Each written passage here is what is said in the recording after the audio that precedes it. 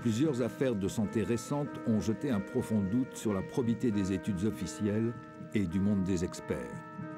Quand pourrons-nous bénéficier d'une étude qui permettrait de mettre fin à nos incertitudes sur les OGM? C'est très exactement ce qu'ont entrepris depuis 2009 Gilles-Éric Serralini et son équipe, avec le soutien de la Fondation Charles-Léopold Mayer, du CRIGEN et du CERES.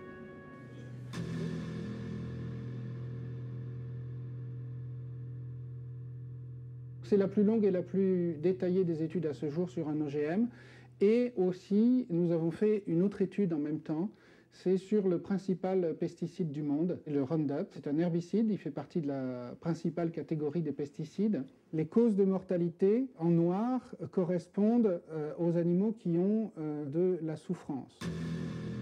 Autrement dit, on sait qu'ils sont morts parce qu'ils avaient des tumeurs qui dépassaient 25% du poids du corps, parce qu'ils maigrissaient de plus de 25% ou qu'ils restaient prostrés dans leur cage ou qu'ils avaient des hémorragies graves, avec un phénomène qui est 3 à 4 fois plus important pour les rats qui mangent des OGM ou des OGM au Roundup pour certaines doses. Toutes les femelles qui mangent des OGM ou qui mangent des OGM traités au Roundup ou qui mangent ou qui boivent du Roundup meurent davantage que les rats normaux.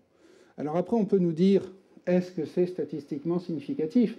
Nous, ce qui nous intéresse, c'est que là, on meurt 6 fois plus dans ce groupe-là que chez les contrôles. Donc on a une augmentation de 600%. Il n'y a même plus besoin en biologie ou en médecine de statistiques à ce niveau. Un point important à soulever quand même pour la compréhension, c'est que vous savez que toutes les études faites sur des rats sont des études faites sur 3 mois. Et comme par hasard, là, on ne voit aucun trouble apparaître avant 3 mois. Les premiers troubles apparaissent au 4e mois. Ça, c'est très important. Ça, c'est fondamental. Ça veut dire que des études sur 3 mois ne servent à rien. Exactement. Si ce n'est à donner de bonne conscience.